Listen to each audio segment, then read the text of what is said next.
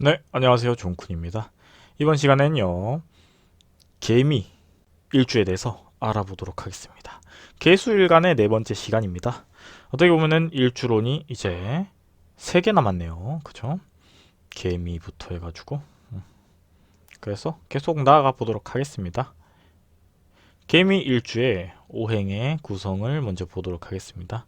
일단요, 한눈에 봤을 때 다양한 오행들이 다 청색이 없으니까 목을 제외하고 전체적으로 골고루 가지고 있다. 이렇게 볼 수 있죠. 개수 같은 경우에는요. 변화무쌍하다. 이렇게 볼 수 있죠. 예를 들어서 이슬이 되기도 하고요. 소나기가 되기도 하고요. 서리가 되기도 하고 눈이 되기도 하는데 이 개수가 개수 일주에 대해서는 전부 다 똑같이 개수에 대해서 설명을 하잖아요. 제가. 그렇지만 뭘 중점적으로 봐야 되는가? 이 눈이 되기도 하고 물이 되기도 하고 이런 키워드인 이 오행을 담는 그릇마다 모양이 달라지는 이 물을 어떻게 담을 것인가, 어떻게 활용할 것인가, 이걸 좀 중요하게 본다면은 명리학적인 관점에서 이해가 빠르다 이렇게 볼 수 있죠. 예를 들어서 무게합화가 되며 정화와충이 되는 구조인데 일주론이니까 일주, 다시 말해서 한 가지 기둥만 보기 때문에 천간은 개수만 논하겠죠. 하지만 옆에 사주를 볼 때 우리가 정화가 있다거나 무게가 있다거나 이러면은 뭔가 변화가 있겠죠. 합이 되고 충이 되니 그런 부분을 참작해서 보면은 좀 더 유리하다 이렇게 볼 수 있죠. 그리고 미토를 보면요. 오미합토가 되며 충미충이 됩니다. 토는 토끼리 충이 되는 합충 구조를 가지고 있죠. 그리고 화계지는요. 정이 9일, 을이 3일, 기가 18일이며 화가 10%, 수가 50%, 토가 25%, 금이 15%입니다. 목을 제외하고는요. 모든 호행을 일주에서 이미 챙겨버렸어요. 그렇다고 한다면은 이 사주는요. 좋다 나쁘다 이렇게 논했을 때는요. 상당히 좋다고 봅니다. 자신의 가지고 있는 키워드가 다양하기 때문에 오행의 균형은 유리하다. 이렇게 볼 수는 있어요. 하지만요. 신강력으로 봤을 때는 마이너스 2500입니다. 그랬을 때 지난 시간에 우리가 공부를 했던 개사 일주에 비해서 극신약으로 빠지는 부분이 있어요. 아마 개수일간 이제 일주로 마지막에 총 정리할 때 보면 알겠지만 극신약입니다. 2500보다 더 낮을 가능성은 다른 오행은 없다고 봅니다. 가장 약한 부분이라고 볼 수 있어요. 그랬을 때 이 개수 같은 경우에는요. 막내이기도 하잖아요.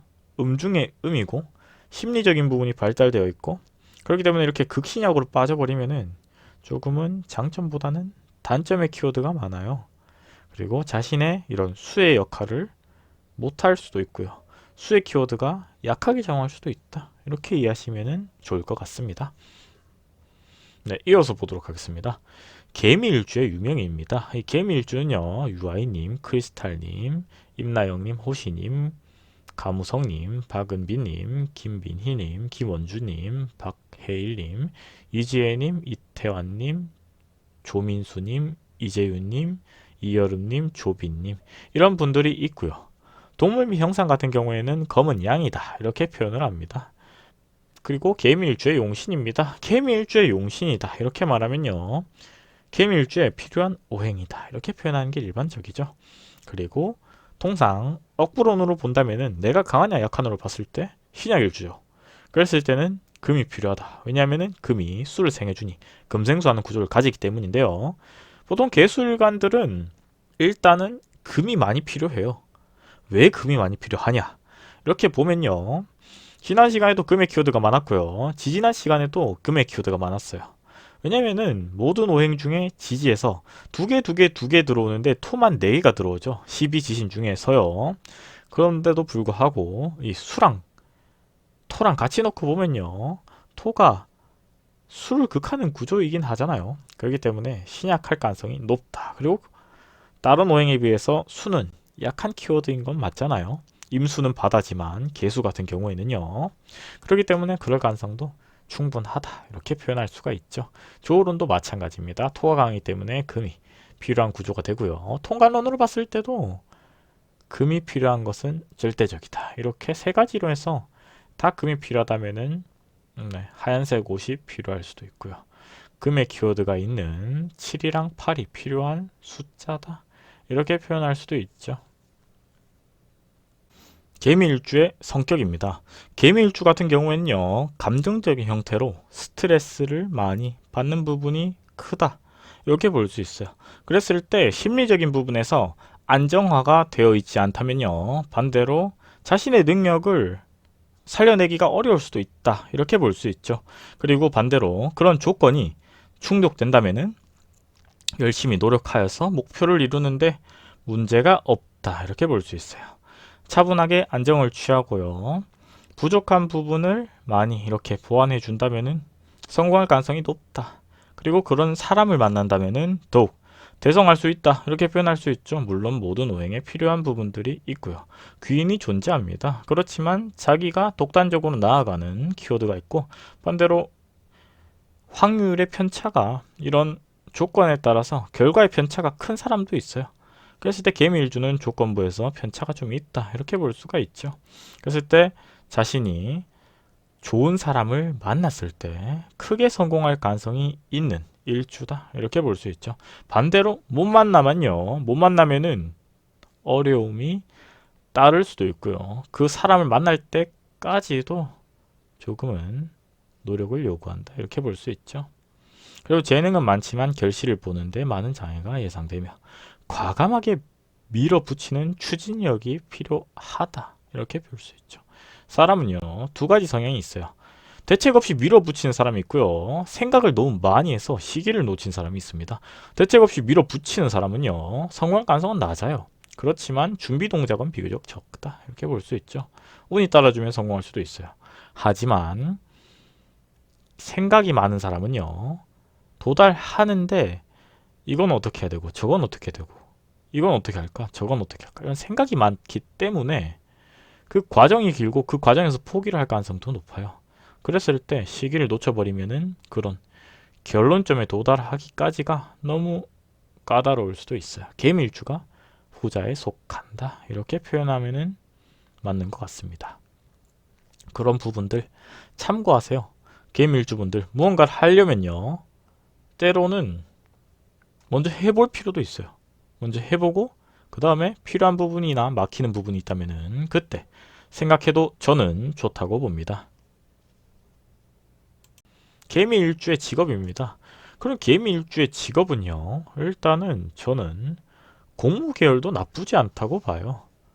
예를 들어서 공직적인 부분에서도 좋다고 봅니다. 그리고 그 다음에는 문학적인 부분, 예술적인 부분, 교육적인 부분, 선생님도 나쁘지 않다고 저는 생각해요. 그리고 그 다음에는 부동산, 금융, 여행 이런 쪽인 부분인데 개수 같은 경우에는 전문적인 직종도 저는 유리하다고 봐요. 그랬을 때 안정적인 부분에서 이렇게 나아가는 부분이 좋습니다. 그렇지만 대인관계에서 압박이 들어오거나 이렇다면 조금은 어려움이 있을 수도 있어요. 그리고 개미일주의 병존입니다. 개수 같은 경우는요. 일단은 인기와 도화의 작용으로 인기 관련 직종에서 유리함이 있다. 본인이 이렇게 드러내지 않아도 알아서 저 사람 멋있다. 저 사람 전문적이다. 이런 느낌을 자아내기 때문에 일반적으로 인기는 있어요. 기본적으로. 그리고 그랬을 때 우리가 얻을 수 있는 지식은요. 개수는 일반적으로 인기와 관련되어 있는 이런 키워드들이 있기 때문에 어떻게 보면은 매력적인 사람이다. 이렇게 표현할 수도 있죠. 그리고 미토 같은 경우는요. 두 개가 있다면은 병존이 돼서 고집이 세다. 이렇게 볼 수 있죠.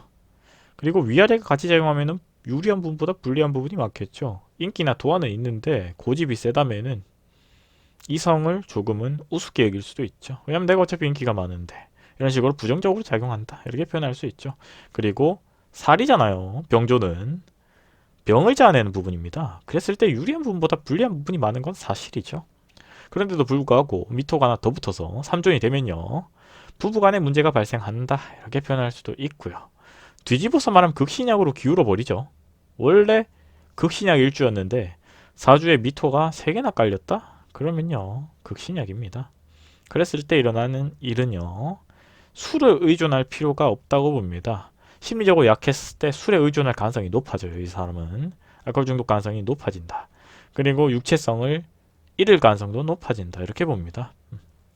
그런 부분 참고하시면 좋을 것 같아요.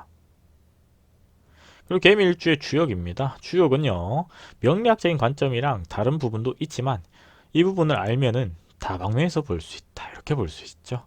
산택손입니다. 여린 마음을 지녔고 착실하다. 신경이 예민하고 날카로운 기질이 있으며 임기응변의 재주가 뛰어나다. 결론적으로 변화무쌍한 키워드를 가지고 있다고 볼 수 있죠.